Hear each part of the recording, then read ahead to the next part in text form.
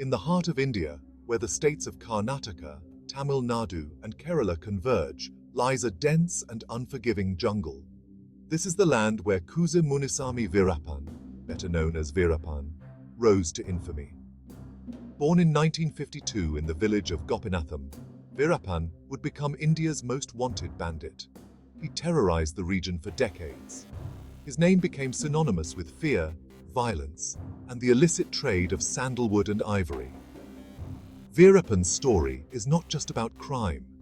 It's a tale of poverty, exploitation, and the complex relationship between man and nature. It's a story that gripped the nation, turning a ruthless criminal into a larger-than-life figure. His exploits inspired countless books, documentaries, and films, cementing his place in the dark annals of Indian crime. Veerappan's childhood was harsh. He was born into the Lakada Gaunda community, known for its knowledge of the forest. The community was often marginalized and exploited. Veerappan witnessed the brutal realities of poverty and oppression from a young age. His formal education was limited, and he soon learned the ways of the forest, becoming skilled in hunting and navigating its dense terrain. His entry into the world of crime began in his teens.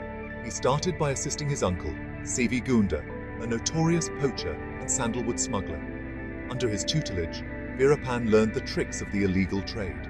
He quickly rose through the ranks, gaining a reputation for ruthlessness and a disregard for authority. The forest became his sanctuary, a place where he operated with impunity. This early exposure to violence and lawlessness shaped his destiny, setting him on a path of no return. Veerappan's criminal activities were not limited to sandalwood smuggling. He soon expanded his operations. He formed a gang of loyal followers. They engaged in elephant poaching, kidnapping for ransom, and extortion. Veerappan's reign of terror spread across the tri-state border. He became a nightmare for villagers and authorities alike. He ruled his domain with an iron fist. He was ruthless in eliminating rivals and silencing informants. His cruelty was legendary. He instilled fear in the hearts of those who crossed him.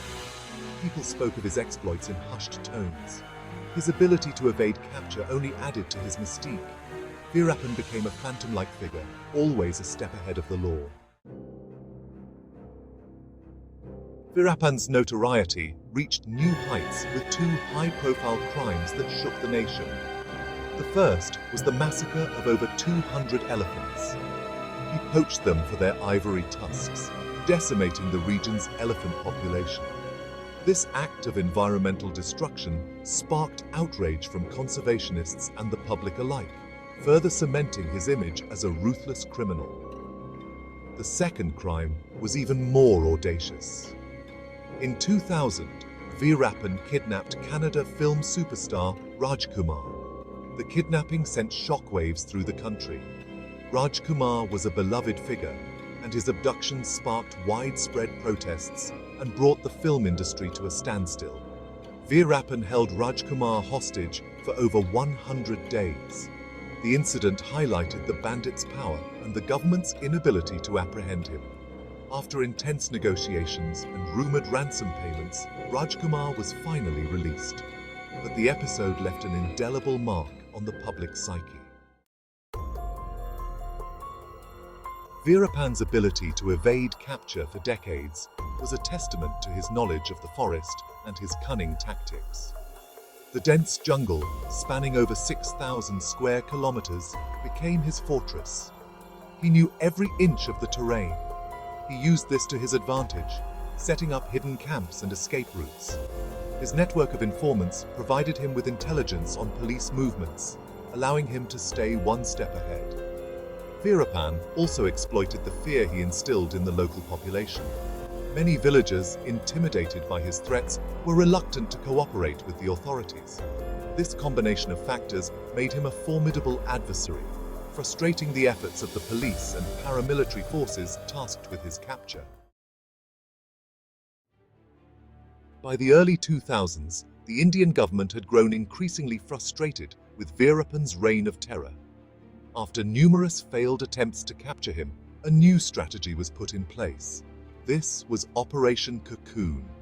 This operation marked a significant shift in tactics. It focused on intelligence gathering, infiltration of Veerappan's network, and the use of technology. A special task force, or STF, was formed, comprising elite police personnel from Tamil Nadu and Karnataka.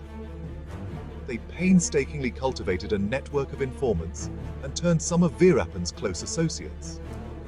The STF also used sophisticated surveillance equipment to track his movements. The operation was conducted with utmost secrecy to avoid alerting Veerappan. After months of meticulous planning and intelligence gathering, the trap was set.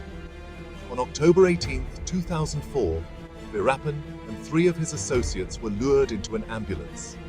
It was disguised to look like it belonged to a local medical service.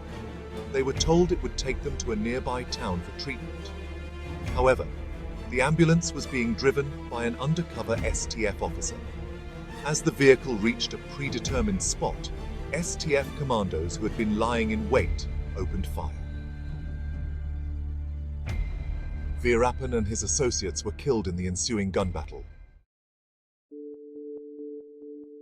Veerappan's death brought an end to his reign of terror, but it also sparked a debate about his legacy. Was he a ruthless criminal who deserved his fate? Or was he, as some claimed, a Robin Hood-like figure fighting against injustice? The answer, as is often the case, is complex and nuanced. There is no doubt that Veerappan was responsible for heinous crimes. He was a poacher, a smuggler, a kidnapper, and a murderer. His actions caused immense suffering and loss of life. However, some sections of society, particularly among the impoverished communities in the forest region, viewed him as a symbol of resistance against an oppressive system. They saw him as someone who stood up to the corrupt officials and timber merchants who exploited their land and resources. To them, he was a folk hero, a protector of the poor and marginalized. This duality of perception is reflected in the way Veerappan is portrayed in popular culture.